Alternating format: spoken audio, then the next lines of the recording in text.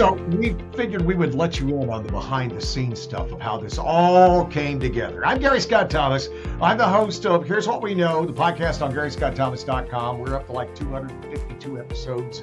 I also have been hosting the morning show at KRTY, KRTY.com. And Vanessa Valerio, who's joining me. Now, listen, you reached out to me. You and I have had some contact and working with some of the things you've done. And you reached out to me and said, what is it you wanted to do? So thank you, Gary. So I think one of the most important thing for me is we are celebrating our 15 years, and I just truly want to be able to connect with a lot of our, caregivers, our clients, our supporters throughout the years to just share our journey, my journey as their CEO. So that's pretty much it. So now let's go up to the 19, 20-year-old Vanessa when it comes back to care and D, because this is a lifetime thing.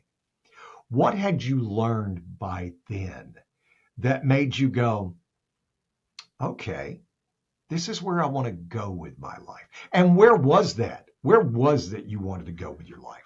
I say this to every speaking engagement that I've made throughout the years, that I'm the late bloomer of the family. My dream was to be a domestic helper because I grew up with families, my aunts who used to go to Jordan, who used to go to different countries to be a domestic, and they go back to the Philippines with dolls, with chocolates and everything. And that was pretty much the life that I was exposed to. So if you're asking me if I have a dream huge enough to really scare me, I didn't. I really did not dream that big until I was in my 30s. And it was not even a dream that I thought that I'll have a business, Gary. It wasn't something that, oh, I want to start a business. I'm going to face my fears. It was D truly is God sent to me, the catalyst, a person who actually allowed me to see that there's dream inside me that's waiting to be discovered. So that's the truth of it. At 30. I totally get it, right? I mean, and most people, the truth of it is most 20-year-olds don't know what they want to do. I just wanted to be liked at that time, Gary. I wanted boys to look at me and like, oh my gosh, she's beautiful. I was trying to navigate my self-worth, my, how I look, all those things. I remember. It is. It is a different math for girls. It is, right? Because you guys, I have 4 sisters. And so it's a different expectation that you put on yourself and that you were trying to navigate that. And what you can look at as a late bloomer, now you have enough experience, Vanessa, to realize you were pretty much right on time. Absolutely. 100%. Perfect timing, everything. When you decided to try to go into business and open the business, what was the biggest fear you had? Do I deserve to be in this role? Do I deserve that title? And the fear was definitely fear of failure, because from a caregiver to a nurse and then opening a business is something like a huge shift, not just physically but just mentally. Now, prior to me owning a business, I used to be the most loved, the most liked person as a caregiver, as a nurse, as a colleague. And now, as a business owner, I am compelled to make tough decisions, and some decisions are not popular decisions, and not a lot of people will understand it. And to be a person that wants to be loved and liked and to be accepted, that's really a challenge for me. Still a challenge. Well, and that's where most of us are. That's how society gets along. Most of us do want to be loved and liked, right? When you're going on this and you started this, you're 15 years in, right, on this journey. Yes. This is one of the questions we had talked about. What was the rock bottom? What was the point where you hit and you said, I don't know if I can get up? I might cry. 2024. It's not just one situation, but a compilation of a lot of things, from losing people that I most care about, partnerships that were nurtured and just abruptly ended, um, just a lot of things. And 2024 was, I questioned a lot of things. And it was like one step away from me saying, I'm done. I'm done. But I look back now, here at 2025 now, I look back and I said, how did I survive that? And I survived that, two things that I can think of: faith, that no matter how hard it is to get out of bed, I remember the people that whose lives dependent on me. So I show up every day with God's help, and discipline. Because discipline is super important when the road is dark and narrow, because you have to take care of yourself when you are in those moments. You have to exercise, you have to eat right, you have to still study. I went back to school during that time, and I have to give my best when I'm in class. And that takes a lot of discipline. And I think overall, it's God's intervention. And I didn't see it at that time. I was just really trying, and I didn't realize it was truly God carrying me on 2024. You know, we pray for things. We pray for patience. We pray for whatever, and we don't realize when God's answering the prayer. He's teaching you patience. He's teaching you perseverance. He's teaching you so much that's going to pay off down the line. I know there's a lot more things somebody as driven and determined as you could do to make a lot more money. Let's just be honest about it. So you do this because you love it. What is it you love about it? For me, the joy of what I do is just looking in my caregiver's eyes and say, I'm here for you. And looking back at me and say, and telling me, I trust you. I trust you with my life. And I see that a lot of times when I visit clients, and even in moments when clients are not happy or family members are not happy, you know. And I see those eyes of desperation, and like, I need help. Instead of me looking into their eyes saying like, oh my gosh, this is a messy situation, I see that they trust me enough to say, I need help. And for me, that's the joy, to have those real genuine connection with people, and to know that my presence do matter. So those are some of the joyful moments in this business, in this industry. What what are you looking for when you get somebody who wants to come work for you at Care and D? What is it? Because you just mentioned something about that. Really? So what I'm looking for an employee or someone who will be joining Care Indeed is someone who has the heart and the compassion and the empathy to care for someone. Without it, it's not possible. I don't see a person can do this job for a long time without the heart and without understanding the need for empathy. Number two is honesty. I go by our values, which is hike, honesty, integrity, kindness, and empathy. Those are the four core values of the organization. And without it, it's impossible for you to join. You will feel so indifferent inside the organization if you don't have those four core values. And I think just open to learning. I see a lot of caregivers, unfortunately, who say, I've seen it all, I don't need any additional training. But with caregiving, most especially when you're dealing with dementia, you have to be constantly be resilient. You have to constantly be open to learning, and saying, I don't know it all is the best thing that I can hear. I would love to hear for when there's an employee joining us, because they're open to learning. I can only imagine with the updates because I follow the health thing and stuff like that. And they're constantly nowadays, especially with AI and stuff, they're constantly figuring out new and things. And we didn't see this, and we're seeing these markers and all that stuff. I can only imagine how well up there. And again, the moment you said honesty and integrity, on the outside looking in, I didn't think of that as the number one thing, right? Because you said a heart, and the heart would have to go back into honesty and integrity. Uh, but when I look at it now, if I have this person in my home to help me care for, that is a big deal. It's huge. It's Wow. Yep. That was, see, this is one of the reasons I love doing stuff like this. It's the stuff I get to learn. We're The learning. stuff I get to go, wow, you when you go on that, how did you make the decision? Because you were working as a caregiver And then a nurse. and a nurse, right? What made you go, let's take that next step. Let's I'm gonna create this company. This is your 15th anniversary. That's 15 success stories in a row. What made you decide I'm gonna go do this? I'm gonna take this next step. D. D. D has always been that person. She's fearless.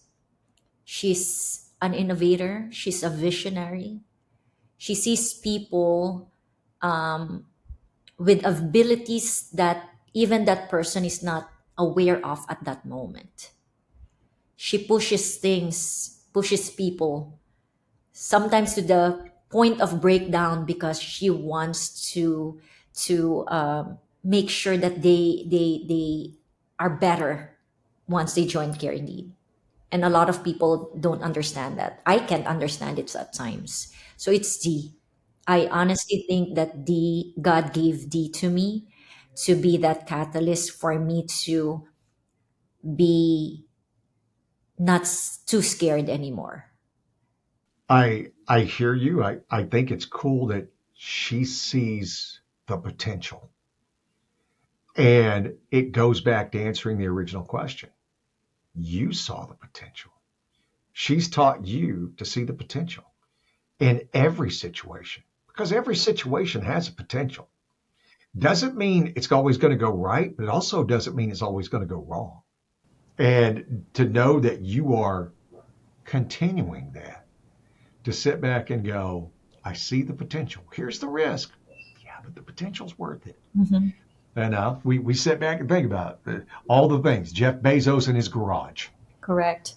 And I think for me, Gary, one thing that I want to point out is what I realized with Care Indeed, you need a person that you can trust ultimately. Because in this business, it's important. It's important that you know that at the end of the day, there will be someone who can understand and who will make sure that, to in some ways to champion you when you feel yourself is feeling defeated at times. And I have that with D. Well, the other side of that is you need to be that too, right? Because if you're not that person, it's you want to have a good friend, be a good friend. You want to have a good leader, be a good leader, right? It's you stepping out there and taking that and finding those people as you step into this journey. I mean, when you look back over the last 15 years, what is what is the thing that you're proudest of? Also, what's the thing you're most surprised about? And if they're the same thing, fine. I think my self evolution, my transformation is something that I can honestly be proud of.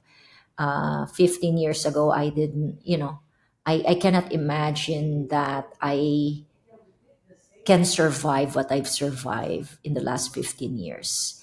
I used to be someone who's so external validation is at the highest importance for me, and it still is. It's still important, but not no longer. I'm no longer compromising, especially when I know that a decision is needed for the well-being of the many. Mhm. And I think again, I'm proud of myself in front of you right now, talking to you right now. Last 15 years has been a lot of ups and downs, and I'm proud that I was able to constantly show up no matter what. So my proudest moment is myself, I think. Is that also the biggest surprise? Is that a shock for you? It is a shock for me. Who? Because I haven't known you for 15 years. I don't know if I've known you for 15 months, but it feels like we've been friends I forever. know. That's true. Well, and you and I have talked about before about being seen and being heard.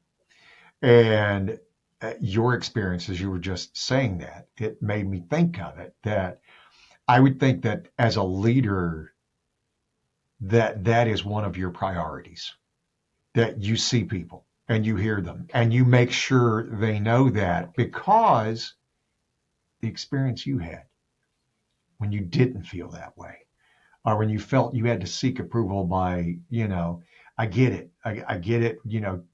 I've been there, done that. I'll make fun of me before you can make fun of me, right? Trying to deflect stuff like that.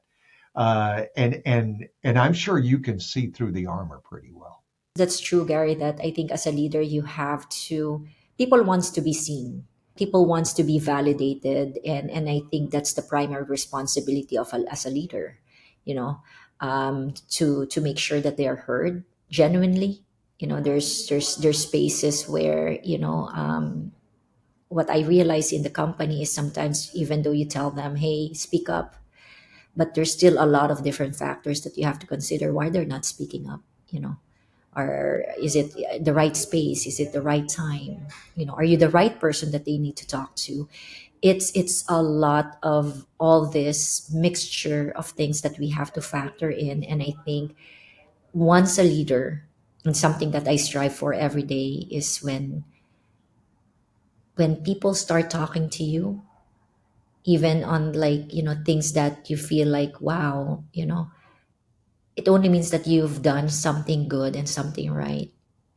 And that's actually one of my, goal as a leader, at part of my, the service that I'm thinking of the purpose that I have here in this organization is for them to feel safe enough. But You have to earn it, absolutely. right? That you don't just get it that way. Uh, I relate it because I relate everything back to kids now, right? That's where I'm at. That's my journey. But I can go up to my 15-year-old son and hug him and give him a kiss in the evening or stuff. And some people may not be able to do that. Well, I've earned it because I've always been that guy. I've always been that way. And you are the same thing. Those people trust you. They go to you and open up to you, not because they think you're a magical fairy, right? I mean, you've been in there doing the hard work. You've earned that trust, just like the caregivers have earned the trust of the clients Science, true. because they've done the hard work. They just didn't show up and go, yeah, magical thing. Like you mentioned D, but where else did that spirit of yours come from? 2025 is the year, by far, the year that my faith has blossomed to Mm. its maximum level. And there are days when I will tell God, like, my relationship with him is just almost like best friends. I will talk to him when I'm not that motivated to show up, and I tell him, God, today I'm not at my best, but I trust you. And there's this Bible verse that keeps coming up to me. It's Exodus 14:14, and it says, God is fighting for you. Be still. And that verse has been my daily weapon that I carry every day, especially in moments when I feel like I'm lost. I just don't know what's the first right step to take, you know? So faith is definitely something that I keep saying D, but God ultimately, from a woman, from a girl who does not have a big dream, Gary. I did not dream that big. I did not know what I truly wanted. But God placed me here, even in front of you right now, talking to you. talking about our 15 years, my journey. Who would have thought that? Only God can do such an amazing thing.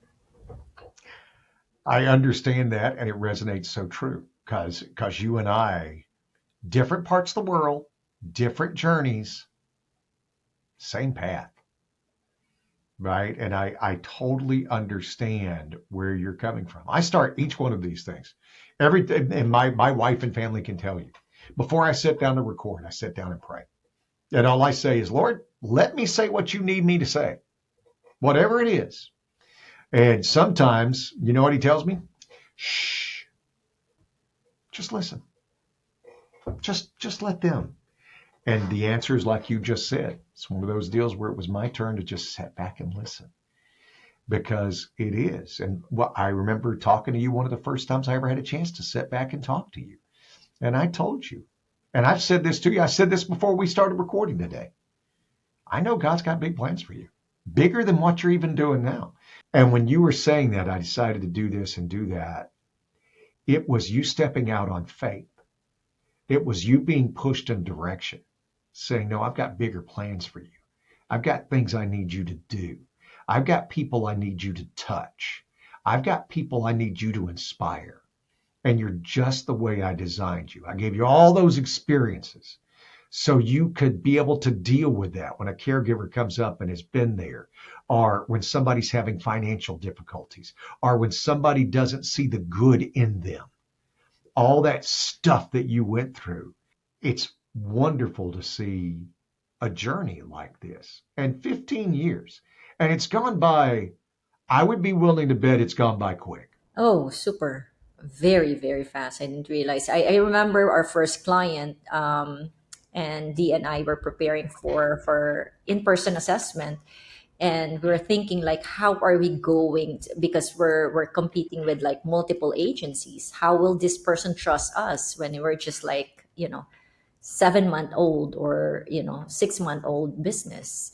And I just remember that time when we're so desperately looking for clients and just not knowing how to present our company, knowing it's just not even 1 year.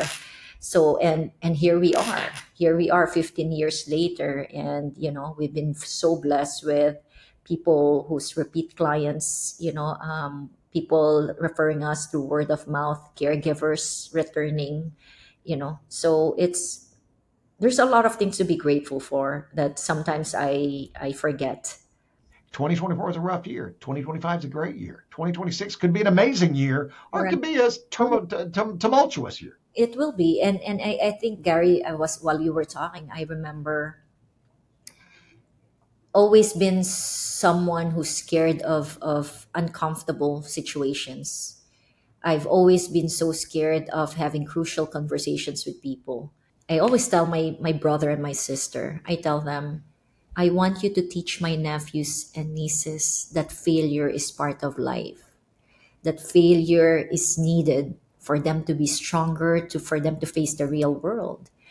And 2024, I remember thinking, maybe it's really the time for me to show that to my nephews and nieces, that I'm their aunt who's not going to quit no matter how hard life gets.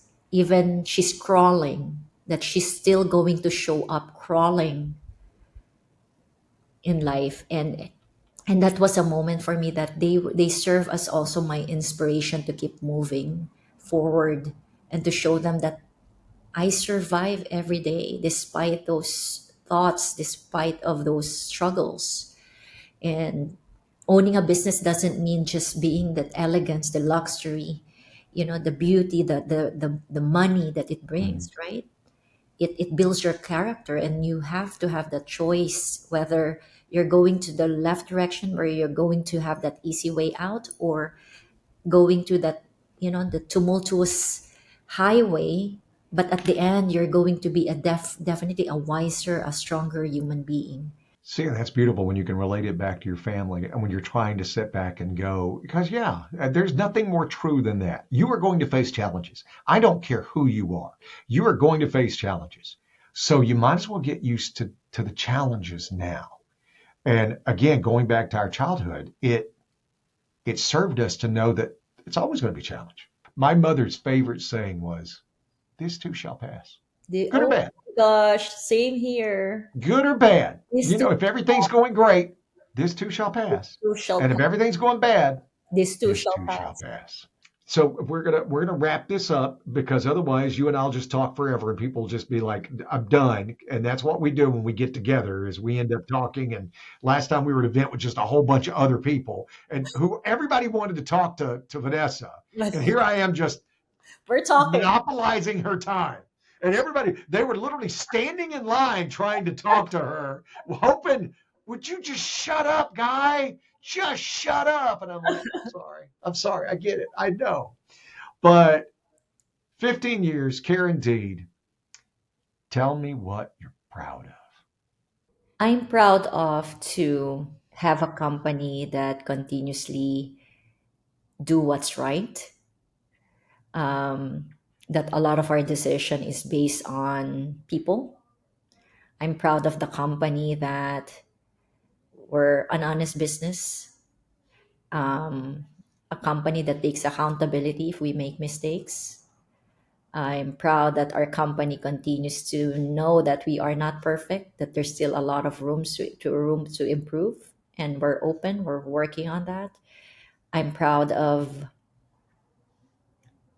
Dee and myself, that we have moments of or times that we talk to each other at the end of the day and say we're very fortunate to have people that we can serve and give back all the blessings that we've received all throughout the years. So those are my proud moments, and most especially the person I have become, a person of faith, a person of faith, and a person of faith. I am proud of you. I am proud to call you my friend. I am proud that you're on this. And I'm glad you love what you do, because you're going to be doing it for a long time. Right? This is one of the things, but it's only one of the things you're meant to do. There's a lot more. And you're going to take a lot of people with you when you do it, which is exciting and wonderful. And there's that little girl somewhere who's seeing this or heard about it. And you're talking straight to them. That's cool. My friend, as always, I am proud to be a part of what you're doing. I wish you the most success, and I will continue to pray for you, because I do. I pray for everyone I know, and I will continue to pray for you. So thank you for letting me be a part of this, and congratulations to Care Indeed. 15 years. That's so cool. Thank you, Gary. Thank you.